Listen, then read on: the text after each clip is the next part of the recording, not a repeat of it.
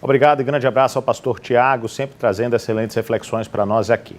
E olha, de acordo com a Superintendência Municipal de Transportes e Trânsito, a SMTT de Aracaju, de 1º de janeiro a 31 de dezembro de 2025, ou seja, do primeiro ao último dia do ano passado, houve 1.839 sinistros envolvendo motocicletas. Desse total, 33 óbitos, sendo 26 condutores e 7 passageiros. Números que acendem o alerta para a necessidade de mais prudência e respeito mútuo nas vias da capital sergipana, como também no interior de Sergipe. Diante desses dados, que cada ano, que cada vez mais mostra como vidas têm sido ceifadas em Sergipe, a gente recebe hoje no estúdio o Rogério Saudações, que é especialista em trânsito.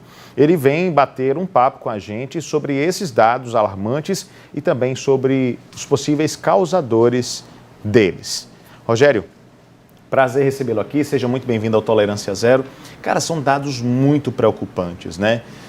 Esses dados, eles são tão preocupantes assim e se tornam maiores a cada ano e tem essa tendência de crescimento por conta da imprudência? É isso, boa tarde. Saudações, Lucas. Realmente, assim, nós vivemos uma situação muito perigosa com relação ao trânsito, principalmente na questão de duas rodas, né? Das motocicletas, motonetas e ciclomotores. E ainda nós temos agora a questão dos autopropelidos, que acho que vai merecer depois uma conversa sobre isso. Antes de tudo, nós temos que entender o seguinte: quem é o culpado, né? Se você perguntar para os motoristas de automóveis, de caminhão, de ônibus, vão dizer, são os motociclistas. Se perguntar para os motociclistas quem são os culpados, vão falar, são os motoristas de ônibus, caminhoneiros, os de automóveis. E se perguntar para os órgãos de trânsito, no modo geral, vai falar que é culpa dos dois, todos eles.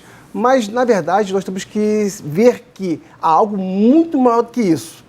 Primeiramente, nós temos que ter um raio-x do que está acontecendo em nosso estado. Sergipe, ele tem mais ou menos 1.100.000 veículos automotores. Número alto, 1.100.000 veículos. Desses motocicletas, motos de modo geral, são quase 500.000, 497.000. Ou seja, quase metade da frota de veículos totais é de moto, motocicleta, motoneta, em maior número, motos. E a cada mês, em nosso estado, entram cerca de 3.500 motos. Isso quer dizer que, mais ou menos daqui a uns 2, 3 anos, vamos ter muito mais motos do que carros. Isso aí já começa a acender um alerta. E em menos de 10 anos, a previsão, em menos de 10 anos, temos cerca de 1 milhão de motos no estado. Ou seja, esses números que são preocupantes hoje, né, nós vemos isso no USE, nós vemos isso nas famílias, né, a tendência é aumentar. Tá? E devemos também entender o perfil das pessoas que usam moto.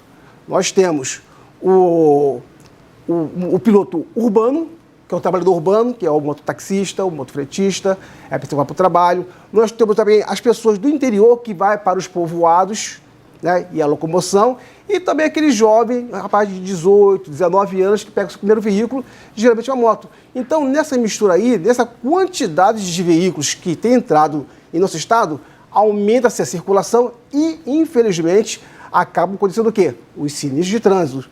E esses números, mais de quase 2.000 sinistros com motos.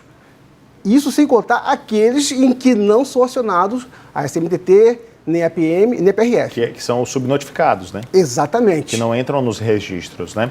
Os acidentes com motocicletas, eles tendem a ser mais graves, né? A debilitar um pouco mais o paciente, aliás, o condutor, a pessoa envolvida, tende a ter impactos à sua saúde maiores e, inclusive, são esses que ocupam por mais tempo os leitos hospitalares, né? Porque as pessoas chegam lá em um estado de gravidade maior, não é isso? Exatamente. Esse ponto aí, ele é fundamental, tá? Cerca de quase 70% das pessoas que vão para o USE são vítimas de trânsito. E desses, 80% são pessoas de moto. E o que Vamos acontece? só repetir esse dado aqui, porque eu achei ele muito importante para o pessoal de casa entender. O que o Rogério está dizendo aqui para nós, especialista em trânsito, inspetor da PRF, especialista em trânsito, o que ele está dizendo aqui é o seguinte, olha, de todas as pessoas que dão entrada na urgência do uso, na situação de uma emergência... Que ocupam os leitos. Que ocupam os leitos. 70% são de trânsito. São de acidentes de trânsito. Então, vamos lá. Tem 10 pessoas ocupando os leitos. De 10, 7 delas chegaram lá por conta de algum acidente de trânsito. E dessas 7, 80% são pessoas que estavam em motocicletas. Ou seja, de fato, há um grande problema mesmo de saúde pública também. No sentido de que os acidentes envolvendo veículos automotores estão ocupando a grande parte dos leitos hospitalares e mais do que isso. Dentre os leitos ocupados, a maior parte também é ocupada por pessoas que estavam em motocicletas. Né? Exatamente, Lucas. Inclusive, são vítimas que acabam ocupando o leito, às vezes até por meses, até mais de um ano. Por conta de quê? Geralmente não é só uma fratura, são fraturas múltiplas, tanto nos ossos quanto nos órgãos internos. E uma vítima de moto pode custar à sociedade mais de R$1 milhão. Em média, são R$260 mil que acaba entrando na conta da sociedade. E quando é aquelas fraturas múltiplas, traumatismo crânioencefálico, e a pele, os órgãos internos, pode chegar a mais de R$1 milhão.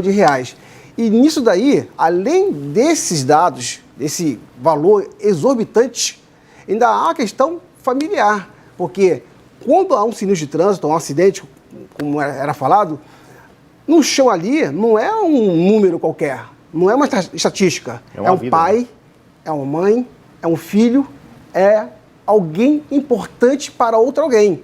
Muitas vezes aquela pessoa que está ali, que talvez não volta mais para casa, é o provedor da casa que não vai mais levar o sustento, a orientação e o carinho. Então, ou seja, o que acontece ali num sinistro de trânsito não termina ali não.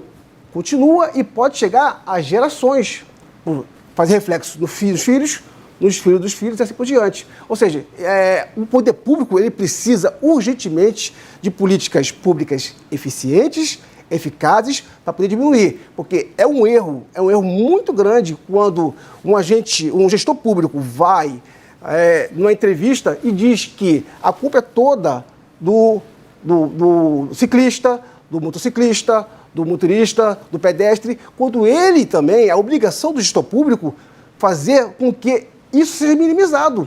Porque os seres humanos, nós erramos, todos nós erramos. Por mais que nós façamos de tudo para fazer as coisas certas, nós temos a possibilidade de errar.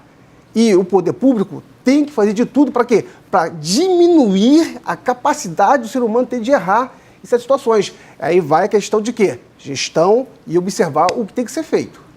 Perfeito. Nós temos imagens, eu vou pedir para colocar novamente em tela essas imagens, elas apareceram durante a entrevista, mas são imagens recuperadas de acidentes que aconteceram. Veja essa imprudência, os carros parados, a moto ultrapassa a via, provavelmente não era a preferência dele, se choca com outra motocicleta. Olha esse carro, né? Uma situação de distração total, ele invade ali a rodovia, a via e se choca contra essa motocicleta. Esse outro motociclista, ele, por falta de atenção, né, se bateu contra o canteiro central ali, de onde se fazia a rótula, né, para fazer a curva da via. Nós temos mais uma imagem também, mais um acidente. Olha, só aqui nós mostramos 3 situações e nas 3, em 100% delas, esses acidentes poderiam ter sido evitados com um pouco mais de atenção, né, nas situações. Pode voltar aqui para a gente. Então, é essa reflexão que a gente faz, né, sobre a importância de que as pessoas, elas de fato, fiquem atentas e que os gestores, como muito bem disse o Rogério, criem e adotem políticas públicas para estimular a população a ter mais cuidado e, mais do que isso, né, para desestimular a falta de atenção e a imprudência no trânsito. Rogério, obrigado pela sua presença, foi um prazer recebê-lo, amigo. Tudo bem, sempre que precisar, as tuas ordens. Há muito assunto em relação ao trânsito e sempre que precisar, estarei às ordens aí.